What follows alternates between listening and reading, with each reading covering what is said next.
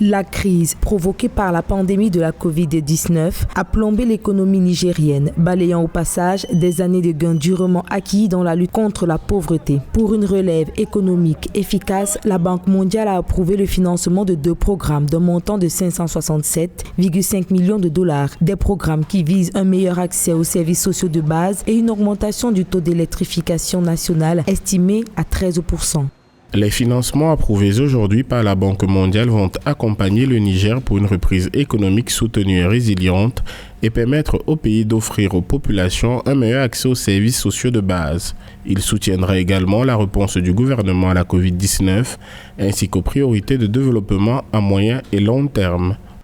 Au Niger, 80% de la population vit en milieu rural et le taux d'accès à l'électricité y est de 1%. Ce projet devrait donc permettre d'appuyer l'électrification du réseau, les mini-réseaux alimentés par des panneaux solaires photovoltaïques, l'électrification solaire hors réseau des institutions publiques et des ménages.